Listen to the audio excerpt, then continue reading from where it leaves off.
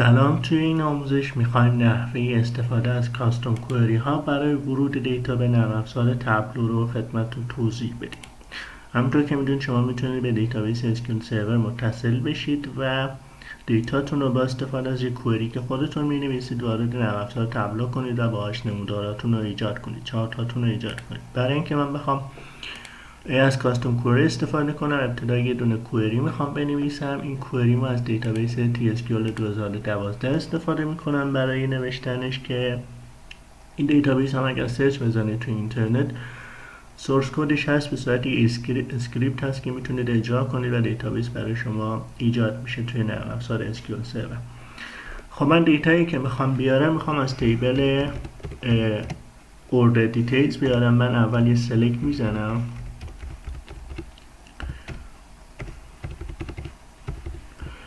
توی این تیبل همطور که میبینید اوردر آیدی هست، پروداکت آیدی هست، یونیت پرایس، کوانتیتی و دیسکاونت.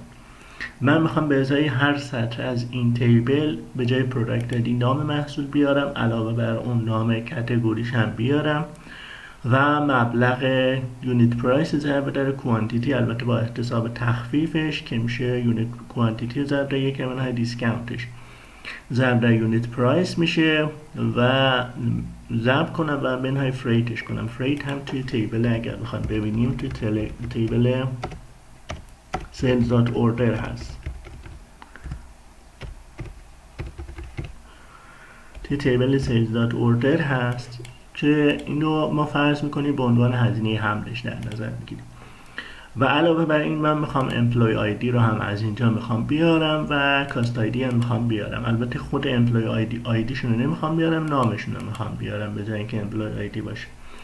و اینو هم میخوام با استفاده از یه چند تا درایوت کالم این کار رو انجام بدم. فقط جوین بین دو تا تیبل sales.orders باشه و sales.order details، بقیه‌اش نمیخوام دیگه جوین بزنم، میخوام با درایوت کالم این کار رو انجام بدم. برای این کار من میام این یکی رو اول دیلیت میکنم و اینجا استار رو برمیدارم، اسم این رو میگذارم order details OD. من یه جوین فقط کافیه بدم با تیبل sales.orders. پس من جوین رو انجام بدم.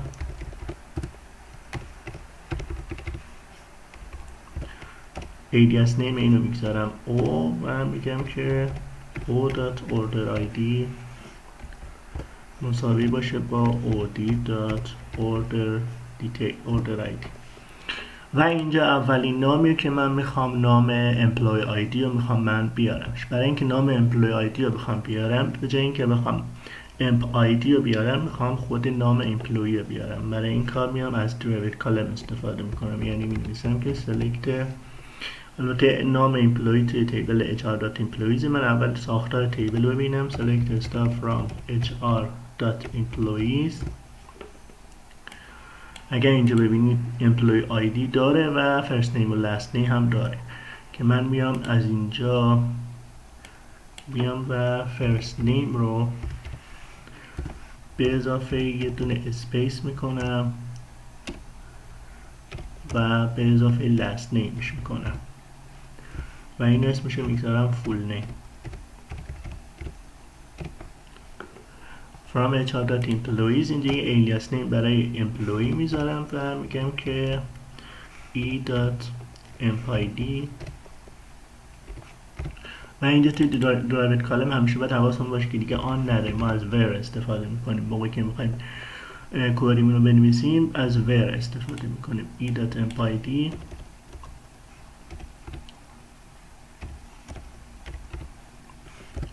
مساوی میذاریم با جوینش با این تیبل، میشه با تیبل اوردر، با تیبل اوردرز هست o.empid. خب این اسمشون ما بیرون آورد. اسم این درایوت کالم ما میذاریم فول نیم، در واقع اسم همون امپلوی هست. امپلوی هم به اولش اضافه کنیم، امپلوی فول نیم هست. و تیبل بعدی، درایوت کالم بعدی که میخوایم بیاریم، نام مشتریمون هست. نام مشتریمون میایم اول من یه سلکت استار بزنم from sales.customers. نام مشتری های ما توی این تیبل هست اگر ببینید کاست آیدی داره و اینجا کانتکت نیم داره و کمپانی داره. من میخوام کمپانیشون رو بیارم و اینجا قرار بدم. سلکتر پس کمپانی نیم رو فقط میخوام بیارم. اینجا هم اسم الیاس رو براش میگذارم، میگم که c.costid مساویه با o.costid و اینو هم اسمشو میگذارم کاستومر نیم. کاستومر، حالا کاستومر نیم نمیذارم چون کمپانی هست. و ستون بعدی که من میخوام بیارم اسم پروداکت هست که میخوام بیارم. اسم پروداکت هم داخل تیبل production.product. من اول سلکت میزنم ازش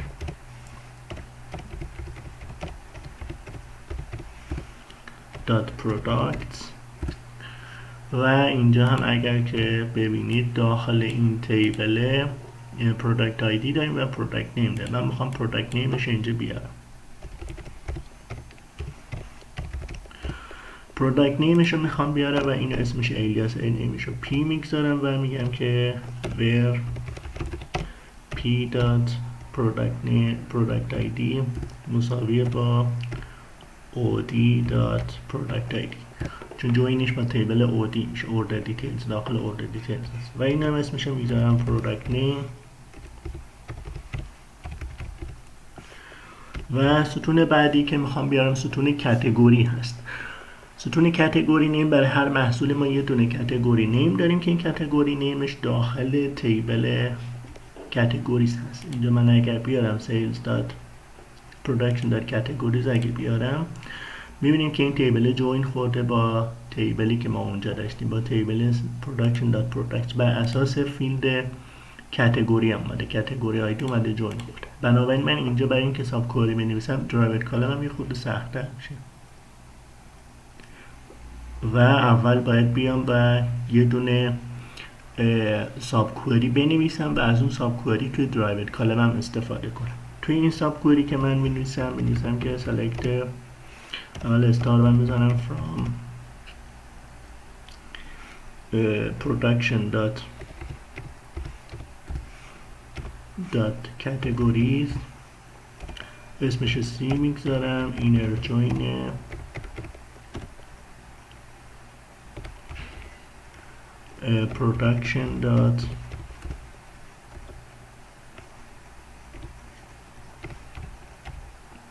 production.products این هم اسمش رو P میگذارم و میگم که P.productID category ID مساویه با C.category ID و از اینجا هم من میخوام فقط اسم کاتگوری نیم رو میخوام بیارم و به اضافه اینکه پروداکت هم میخوام بیارم. پروداکت آیدی رو به چه خاطر میخوام بیارم؟ خاطر اینکه میخوام با این تیبل sales.orders بعداً توی ساب کوئریم جوین بزنم. پس اینجا میگم که پروداکت آیدی و کاتگوری نیم اسمشو میذارم کاتگوری نیم. خب این ساب کوئری من اسمشو میذارم C. حالا بعد از این میام مینویسم select category name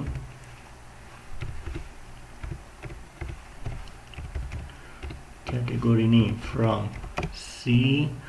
از این C که استفاده میکنم و میگم که where C.productID مساویه با od.productID.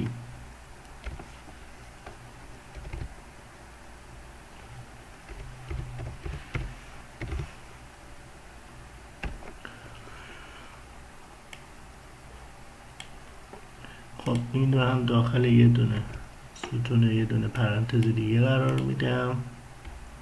اسم این هم تبدیل میشه به کاتگوری.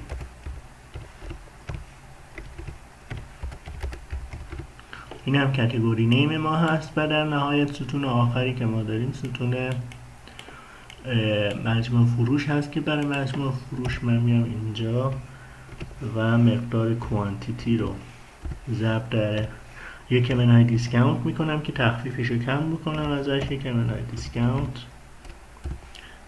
و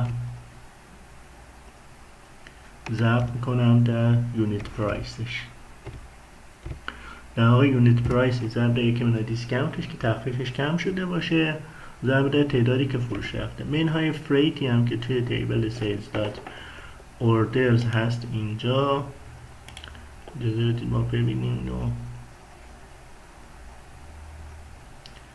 من اینو باز کردم سیلز دات اوردرز و من میارم. این فریتی هم که اینجا وجود داره ما به عنوان هزینه هم در نظر میگیریم، منهای فریتش میکنیم و این رو کلا به عنوان سیل در نظر، مقدار سیل در نظر. from sales.order details. خب من اگر اینو اکزیکیوت کنم اینید employee name هست، customer name هست، production name هست و کاتگوریش هست و فروشش هست. به تعداد 2155 هست که تعداد رکورد های داخل order details هست میاد. پس برای این تیبلی که من ایجاد کردم کلیه دایمنشن هایی که داشت و آوردم داخلش. دایمنشن employee هست، customer هست، product هست و کاتگوری همشون رو آوردم داخل این تیبلی که اینجا ایجاد کردم، داخل این کوئری که ایجاد کردم. و من برای اینکه خود مرتب تر بشه میام از اینجا از نرم افزار فرمت اسکیول این گزینه استفاده میکنیم، از نرم افزار اپکس فرمت اسکیول استفاده میشه. میتونید دانلود کنید، فری هم نصب کنید روی نرم افزار اسکیول سرور و فرمتش رو درست میکنه. خب این کاستوم کوئری است که من ایجاد کردم و میخوام الان این کوئری رو وارد نرم افزار تابلو کنم. میام توی این قسمت برای اتصال میام از مایکروسافت اسکیول سرور استفاده میکنم و اینجا برای اینکه بخوام اسم سرورم رو بیارم میام اینجا کلیک راست میکنم، پراپرتیز، اینجا سرور نیمی که من دارم اینجا نوشته شده، این نام سرور من هست، میتونم اینجا وارد کنم. دیتابیس هم هست، دیتابیس TSQL 2012 هست. من از روش ویندوز اتنتیکیشن استفاده کردم و بعد از اون ساین این میزنم و این متصل میشه. حالا برای اینکه بخوام کوئری رو وارد بکنم میام از قسمت نیو کاستوم SQL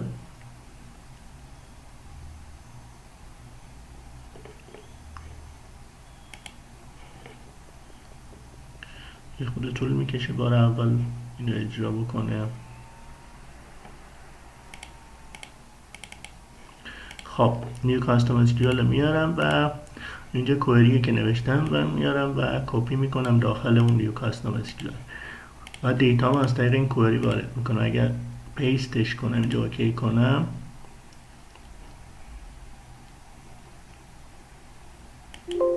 ایراد گرفته به این سمیکالونی که اینجاست، من اینو حذفش میکنم، اوکی میزنم و اینجا اگه آپدیت ناو بزنم میبینید که دیتا رو کامل میارم. اگر بیام توی شیت 1 میتونم که مثلا فروش رو بر اساس مجموع فروش رو بر اساس هر کدوم از کاستمرها بیام ایجاد بکنم.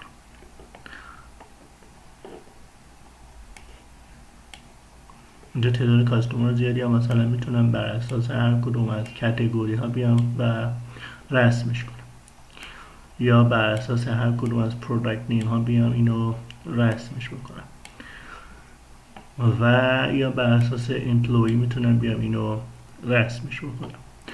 خب این از نحوه استفاده از کوئری بود برای ورود دیتا به نرم افزار تابلو. امیدوارم که براتون مفید واقع بشه.